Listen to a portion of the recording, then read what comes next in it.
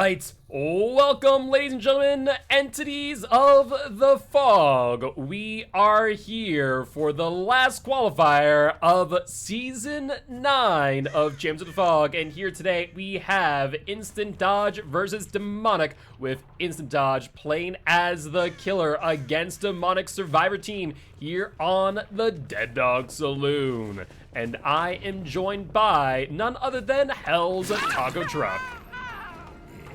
Hello, hello, hello. How you doing today? I'm doing wonderful. We got a wonderful game ahead of us.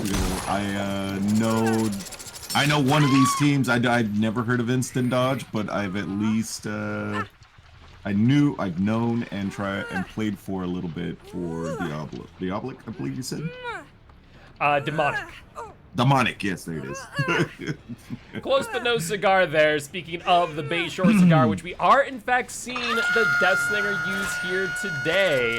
That being said, we do see a rather early down, and I do believe a Sloppy Butcher has been revealed to these survivors, granting them the Mangled and the Hemorrhage status effect, as we see Death Slinger here now in chase with the Nancy. Yeah, Nancy's in a tough situation, and she's probably going to go through main building up to the top level trying to abuse it, but that's just a tough spot to get into. No, looks like I was wrong. She's at the filler trying to go towards the main tiles on the left side of the map. Well, I think that's exactly what the Nancy had intended to do. However, the Death Slinger doing a fantastic job blocking them out of the main building, ensuring they can't get to the second floor, and now dragging them further off to this corner here. However, a little bit farther away from where the active gens are. Death Slinger is going to take a little bit of time, but will be rewarded with a Scourge Hook Pain Resonance, regressing the most progressed gen by 25%. Yeah, exactly. That's one of the big things about playing Slinger in the Dead Dog Saloon early game. You have to have very short chases. You can't let them run you for too long. Otherwise, just running 1 minute, and it flies by so quickly, you lose 3 gens. It's basically the end of the game. Yeah, absolutely. However, Slinger looking to kind of camp this hook here, but a survivor does get by. Looks like this will be a clean unhook. Slinger trying to mind game this tile here, seeing if they can get a quick either redown on the Nancy or a down on the survivor who unhooked them, but looks like Slinger will not be able to get either one of them. That's unfortunate for the Slinger. He definitely needed that Nancy going into second stage. That or playing the other, of course, there's always the other strategy of one hooking every single survivor, making sure everyone's on a hook, spreading out your points as much as possible. There's always different strategies about it, but this one also not bad, but just didn't work out in his favor. Yeah, absolutely. I mean, I don't know, with Scourge Hook Pain Resonance, I'm always an advocate for spreading the hooks early and just really keeping those gens at a higher number. That being said, Slinger does get the down on Nancy. If she does reach a hook, that will be one hook away from being sent back to the campfire via the entity. Absolutely. So what looks like we have Zell going over to her next stage. Zell Heart Crystal. One thing, Gil, I've never understood is the heart thing. Like, I have it up, but I still, I guess it's just a comp thing. And maybe I could put up Hell's Taco Truck Heart's Guilt Spire. I mean, theoretically speaking, you could. I'm not sure of the trend either. That being said, Sling going up top onto main. They do see Scratch Marks from Survivor, but will get a dry kick here, but will receive a Blast Mine in exchange, blinding and stunning them. Slinger once again looking down at the hook to make sure that Nancy progresses to death here, and this kick will regress that gen by 2.5%, followed by 0.3% per second thereafter. That's one thing I have to say. I'm happy that I'm happy with how Pop Goes the Weasel is. That's such an underrated perk, but in a situation like that, that would have really, really been clutch for the Death Slinger. I don't know, is Pop Goes the Weasel an allowed perk for Death Slinger? It is indeed, but we're not seeing it here. That being said, though, we do see Nancy about to go down once again. I want to say the Meg was attempting to use a For the People, but just mistimed it. We do see a third gen popping off here for the survivors, though they are not going to go down without a fight. However, Nancy will be sent back to the campfire via the entity. Yeah, that's all she wrote for her. It's unfortunate. We're gonna have to wait. We're gonna have to definitely see at the end game match if Meg actually had for the people or not. But that's gonna be super unfortunate if they did. Yeah, especially as Slinger will catch up to a survivor here. Looks like they are injured too, but Scratchmark's kind of fading out rather suddenly there on the corner. Looks like Slinger has found another survivor though down here at the bottom of main, and this is the only healthy survivor, the Kate, and looks like they're gonna get a free hit in here as Kate was worried about the shot from the Redeemer rather than the basic M1. Yeah, I've always understood the strategy on the when playing against a Death Slingers. You want to get M1, or you want to get the real first and then the M1, because if you get hit with the M1 first, he can 2-tap you pretty quickly, or you're in danger of being double tapped. Yeah, exactly. That being said, that there is another Scourge Hook Pain residence that will regress that gen. And just now realizing my perk cover is not quite covering the perks there. So do apologize about that. We did try and update it just ever so slightly, so we'll fix that before the next round. That being said, survivors here are going to be taking a deep wound stats effect there from the Slinger's Redeemer, and looks like we will get another kick on this gen. Once again, just the dry kick, but survivors will complete a 4th generator, leaving just 1 remaining. And if they complete this, they will power the X gates, where they'll be 20 seconds away from escaping this realm.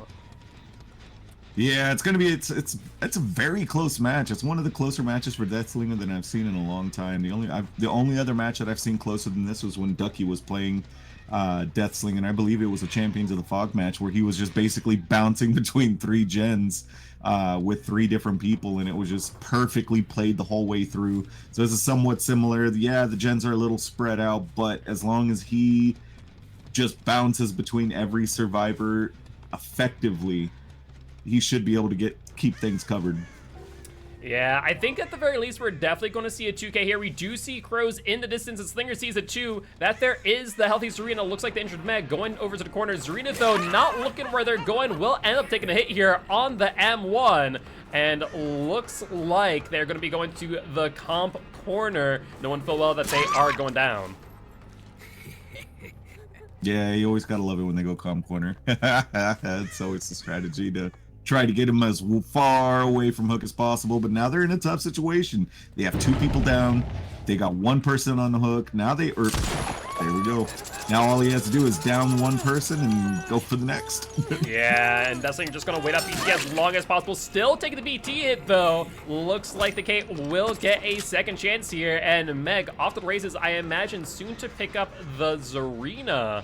That being said, Slinger looking around, seeing if they can identify exactly where they've went, and looks like both of them actually might be here in this area, though Kate ends up getting found and will get downed. And Meg, yeah, not too far away. Looks like she is here in the back of this area, and this looks to be the 4K incoming at 4 gens completed. Yeah, that's definitely all she wrote, unless Meg can pull a rabbit out of a hat. I get this is basically the end of the game. Yeah, now the question is, we have seen stranger things, so it's not the wrong possibility. As we say all the time, the game is not over until the entity sings. That's exactly, but I mean, it comes down to the point where are these survivors hiding? Are they gonna bleed out? Because people have lost before by a single point from a bleed out. Yeah, absolutely. I mean, I will point out here that if the Zarina bleeds out, not the biggest of deals. It is a loss of 1 point. This Meg, though, is worth a total of 6, as they are completely fresh. So this Hook here is definitely required. You cannot let this Meg escape by any means necessary. That's exactly. That's one of the things I always love about watching higher skill gameplay is a lot of these people, like when you watch Eternal, like they go for every point possible. They don't leave anything on the board. If they know that they're gonna lose, or if they know that there's gonna be an escape, they make sure that the people they need to get hooked are hooked. Exactly. And with that, we'll see Kate sent back to the campfire via the entity. Meg will be on the hook for just a little while. Zarina, though, off into the wind, as the Deathslinger here are going to have to look around for them. and do so quickly as they have just less than 2 minutes left on the clock before they do bleed out.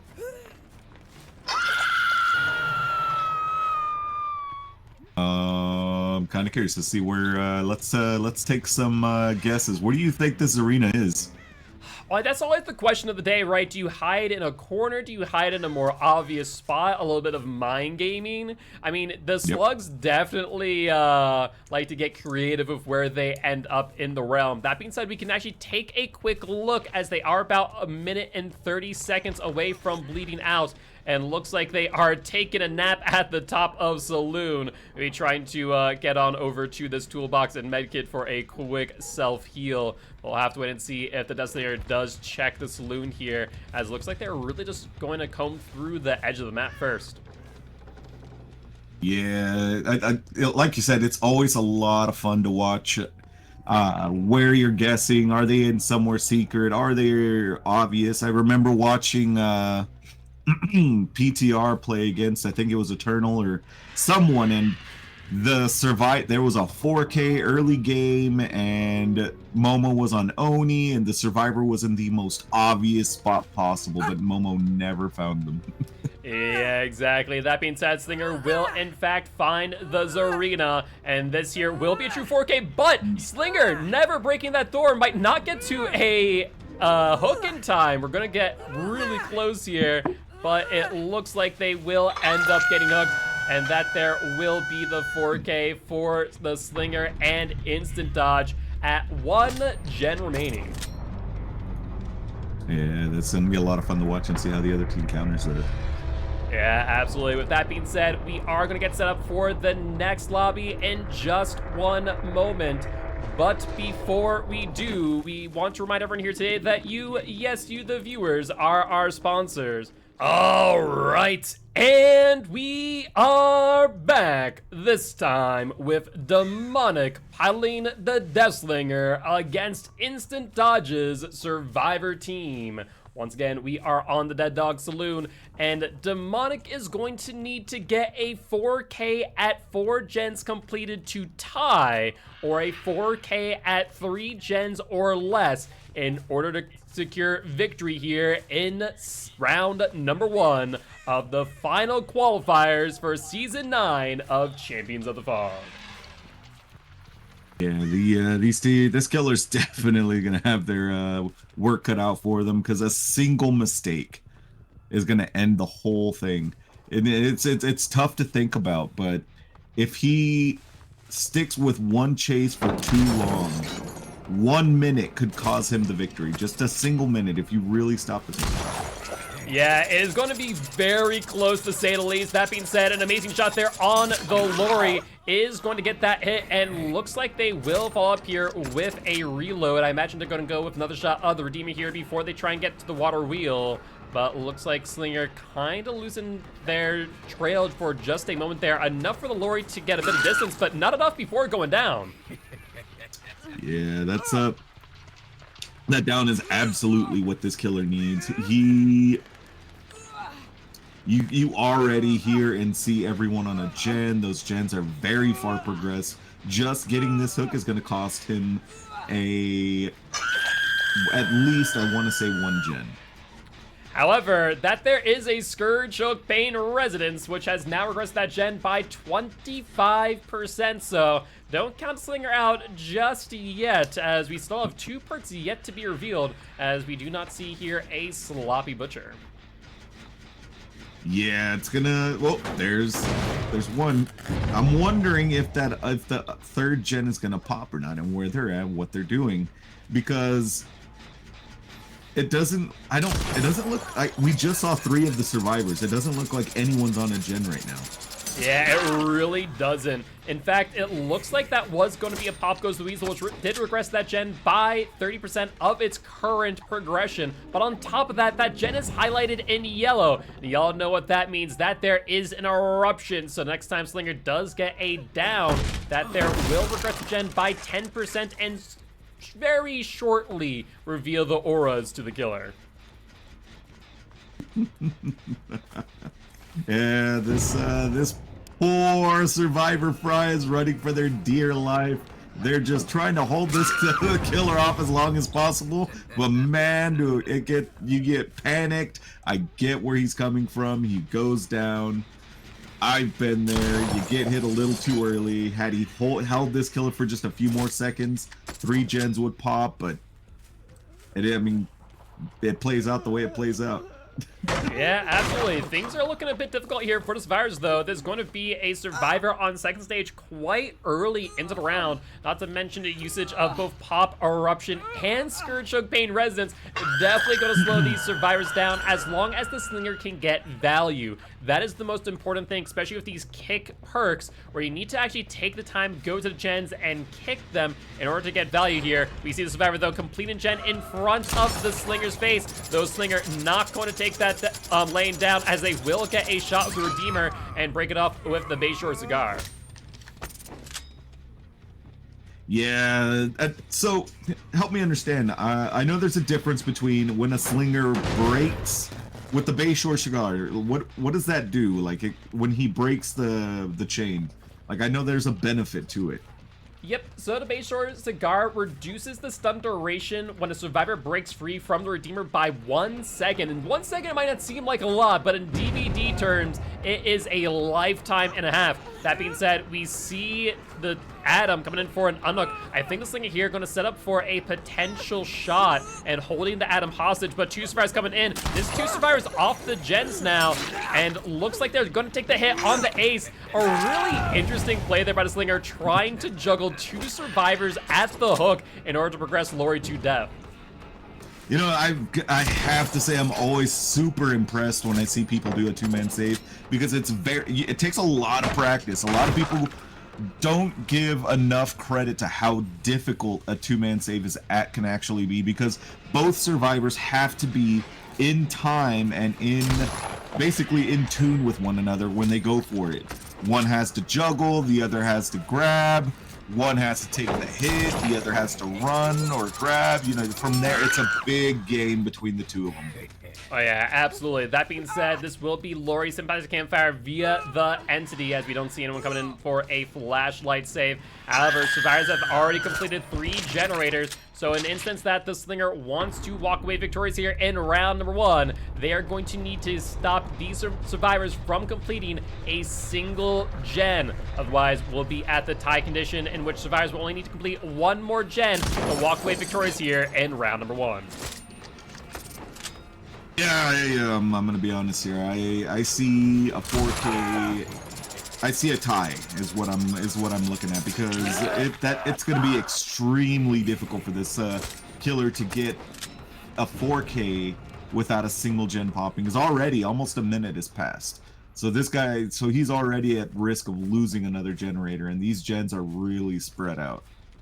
Yeah, absolutely. We see a little bit of progress here on the gen. Looks like there was a reset on the Claudette, though. And I imagine on the ace there soon after, as we do see the mending status effect go away. Meaning that it's very likely that is only maybe 1 survivor on gens at most, and 0 at the very least. So Slinger has a little bit of time, especially with Eruption, walking around, being able to kick these gens and set them up for a 10% regression. Not to mention that each survivor here is fresh, which does mean they have 3 stacks of Scourge Choke Pain Resonance in their pocket. Yeah, see, if it were me, like, what I'm wondering now is how this killer is going to move forward playing this match, because he could try to go for the win and force every survivor off of every gen, or you could set up for a possible tighter 3 gen, let one of the gens go that's further out, play it differently, or play a super tight 3 gen so that way you can make sure you at least tie. That's kind of where I'm wondering how he's going to play this out. It's definitely going to be interesting. That being said, Slinger found themselves in a really good position there as they were able to down the ace. That then gets them a Eruption off in the distance. And here comes the Scourge Choke Pain Resonance, regressing those regress gen by 25%. So at the very least, Slinger knows there's only 1 survivor on gens at this point in time. And they know that wasn't over by the gen over here, meaning that it can only be the gen in this corner, which they're going to bring a Pop Goes the Weasel with in hand. Man, you always gotta love it when they pop the weasel. It definitely is. It's honestly, it's one of my favorite tricks. To be, I'm always a gen. Like I always love hitting gens. It's just me though. What's your preference on builds for a killer? See, I can enjoy Pop Goes Weasel. The only thing is that it needs to be at 50% or greater completion in order for the regression to be worth it in comparison to other perks like Eruption. So there's a really big give and take, and it really depends on how aggressive you are on that gen regression, how much value you might get thereafter. That being said, Slinger here with the shot and the break here with that base short cigar, trying to grab the ace as close as possible to the door there. However, not close enough as they will get the vault. And looks like Slinger is going to continue chase, as I believe we did see a luck break there, as we did not see any scratch marks or blood for a short while, in which they then reappeared after a time.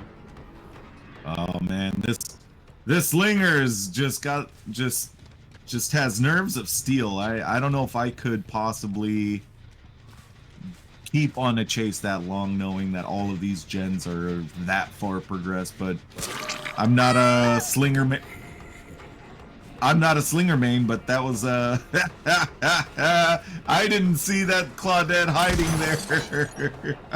Yeah, that definitely was a little bit of a surprise. I imagine for the Claudette 2, Slinger getting the hit though, and looks like Claudette gonna try and get the drop down here off the top. I imagine it bounced landing in hand, and looks like that is in fact the case. Slinger with a missed shot though, and looks like we are gonna continue this chase potentially for a little bit too long. However, we do see Ace still with the deep wound stats effect now just mended, and Claudette going to be pushing back over towards the gen. There's the 4th gen completed. We are now at the tie condition. Lest these survivors complete one more gen, in which case they are going to walk away victorious here in round 1 of qualifier number 4. Yeah, that's always the tough situation, right?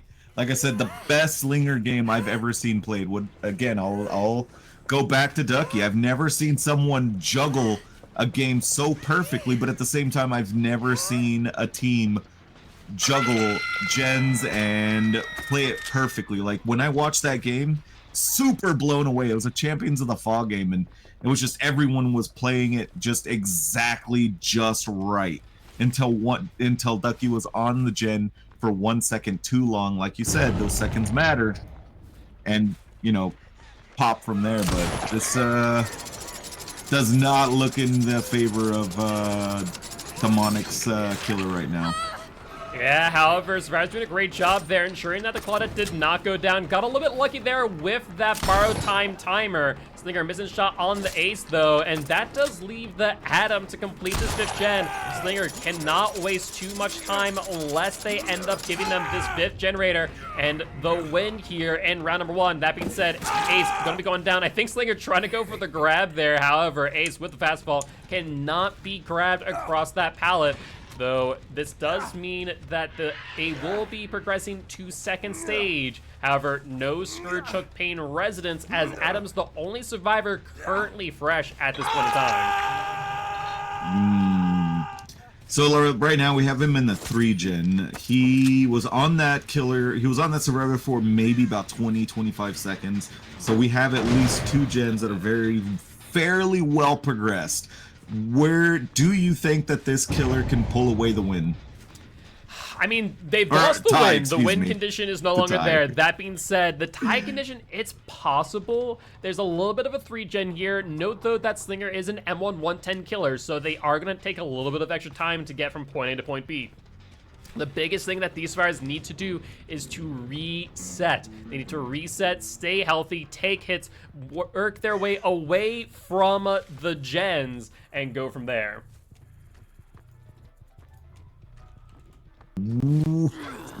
Yeah, things are really close right now.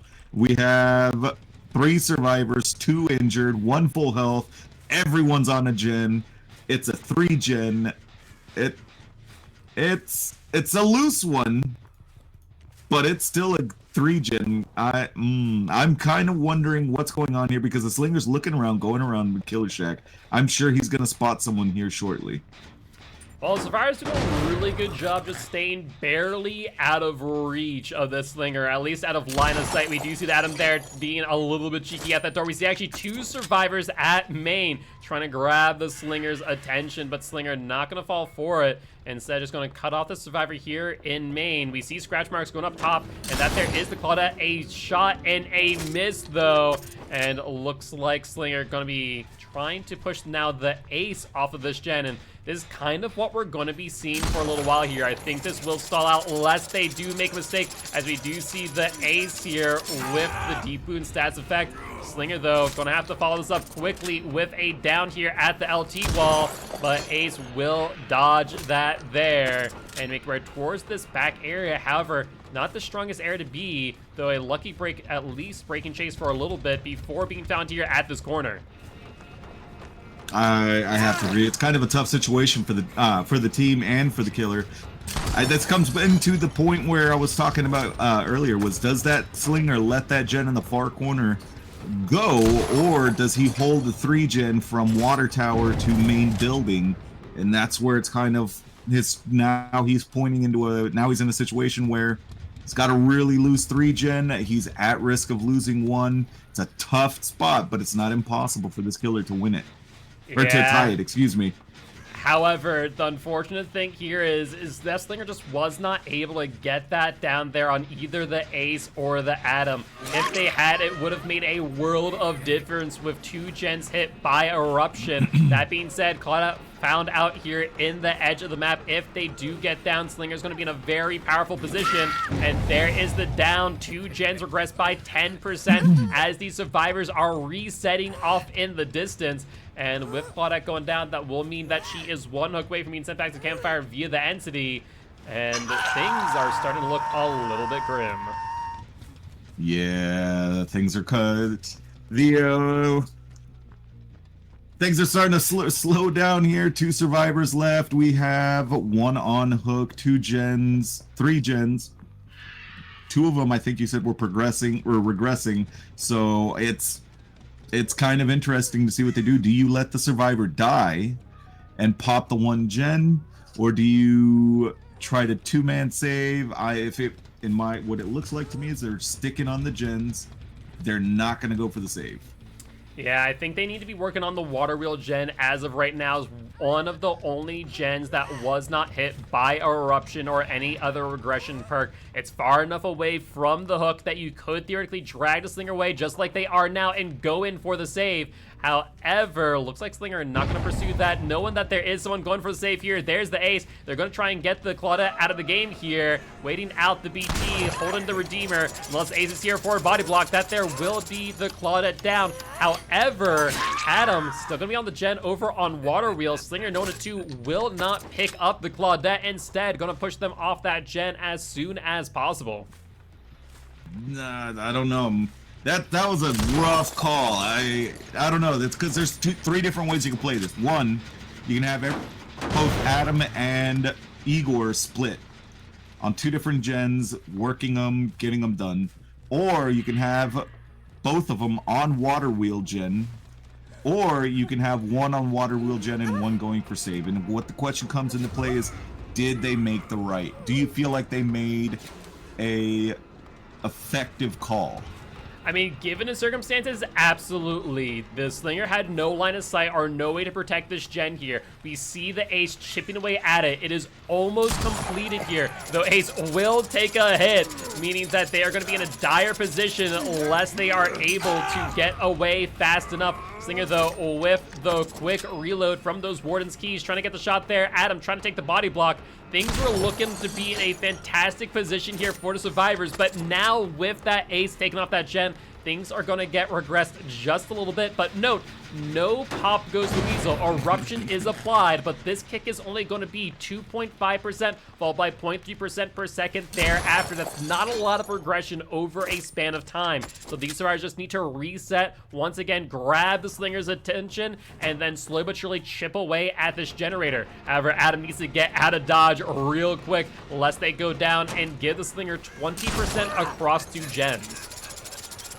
Yeah, it's a very hard point right now, because now this now this killer knows, Necroforce knows that gen is almost done, because you heard it when you went in there. You were like, man, that they must have, like, that thing was ready to pop, and that would have been the win for the survivors. So he knows he's gonna be on it a lot. What do these survivors do? They're most likely, to me, it looks like they're gonna reset.